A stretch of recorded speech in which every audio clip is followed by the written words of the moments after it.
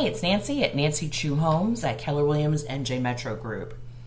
I watch a lot of econ data TV. I read a lot, and I also watch a lot of blogs and vlogs having to do with the real estate market. And I have to admit that there is a ridiculous amount of confusing and contradictory information out there. And lately I've been seeing a lot of housing market crashing. It's time for the market. This is, I'm seeing a lot of that particular information, and it seems to fall along party lines. Like you see sort of political leanings affecting people's interpretation of what they think is going on. I don't care about all that. That's just all mishigas. Let's have a look at some actual data and think about whether or not this is going to affect the market in general and also the market in our area. Okay, so we are definitely seeing some things that are not awesome, right? We're seeing a reduction in mortgage applications, which seems to imply that buyers are backing away. We are seeing lower pending home sales. Okay, a lot of this can be attributed to the interest rate going up. Please, let's remind ourselves that these are still historically low interest rates, okay? That a 7% interest rate has been the national average for quite a long time. And yeah, we're still lower than that, guys. We're still lower than that. So let's know that the crazy low interest rates that we have seen for the past 12 years, these crazy low interest rates, this is abnormal. We're not supposed to have this.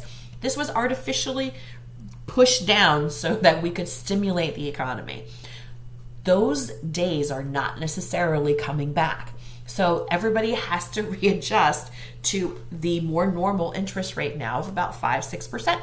The first house my parents ever bought, it was like 16% in the 80s. And the first house I ever bought out here, I don't know, we bought it at I want to say about 5.5%. So this is very, very normal, and everybody kind of has to get used to this and get over it. You still have to buy houses, okay? So we're seeing a little bit of that, absolutely, maybe due to the interest rates. But I want to have a look at a couple of different slides, and they might help you sort of readjust what your idea is and whether or not you think that there is a housing shortage in this country. I personally do think there is. Let's have a look why. Okay, slide number 1 is coming up now. This slide, I want you to bear this in mind. It indicates the number of housing units in the United States from 1975 to 2021. Okay, so 2021 last year.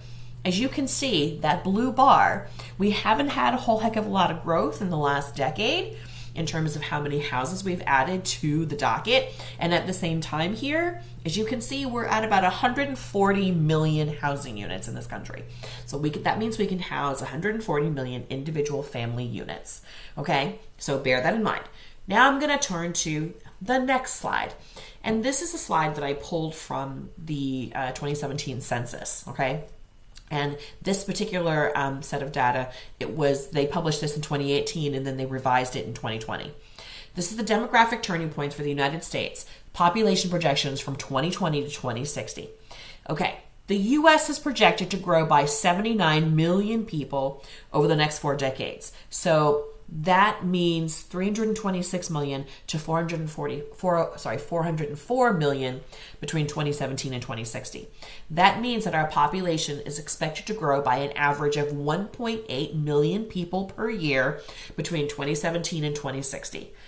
Okay, this is a number that is generated in combination between births, right, and also counteracted by deaths, and also natural immigration growth. Okay, so this means an average of 1.8 million people added to our population every year between now and 2060. Okay, now let's just put that aside for a second and let's just look at, you see where the big red circle is?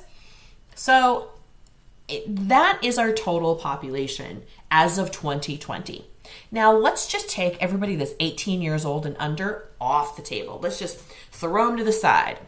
Even without that population, we are looking at what? 264 million people. That's 264 million people. Let me just go back to that one more time. 264 million people. Okay. So in 2020, 264 million people, that does not include people that are 18 and under, and 140 million housing units. I'm just trying to figure out how this adds up as not a potential housing shortage. It feels like we are on the cusp of a pretty significant challenge with the number of housing units we have. Now, I do know that we do have, an economy that is trying to grow more housing right now. They are trying to build, like we see it all everywhere. People buying dirt, build. Well, guess what? We have a lot of, shall we say, municipal, state, and federal, laws that are sort of zoning focused that prevent people from adding more housing. Okay. And I've complained about this, but zoning laws can be really prohibitive. And like I said before, I have gone into entire municipalities where the smallest lot size that they're willing to let you build on is like 5 acres. People have ideas about what they think density and affordable housing will do to their neighborhoods, to their streets, to their infrastructure, to their house value. So we have a lot of backwards thinking, I think, in many places. So let's just put all this data out there. I cannot tell you whether or not I think there's going to be a true housing crash, but I can tell you that I don't see home prices going down anytime soon as long as we have a supply that is not growing at the rate to accommodate, I think, the population that is coming, okay? And so I think, especially in our market area where we have a non-elastic market, I think we're going to continue to see high home prices because of it, and low supply and higher demand. I understand that we're a little bit insulated here in this market, but it's definitely on the horizon for us. Okay, guys. So I just thought I'd share this information with you today. Now, I am being told that if you watch our vlog, please like, subscribe, and comment. I'm being told I have to say that more often. And thank you for putting up with my cat making a guest appearance today.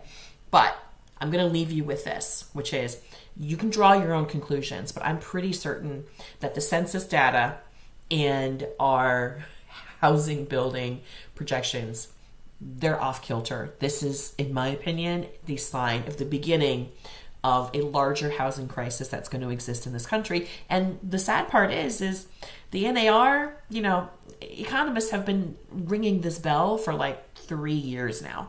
And we really haven't addressed it because we've been too busy on this runaway price train that we're all excited about. But the truth is there's a bigger challenge and we're going to have to face it at some point. Maybe you can get involved. Maybe you can participate in voting about zoning. All right. Thanks very much, guys. Have a wonderful Memorial Day weekend, and I'll see you guys next week.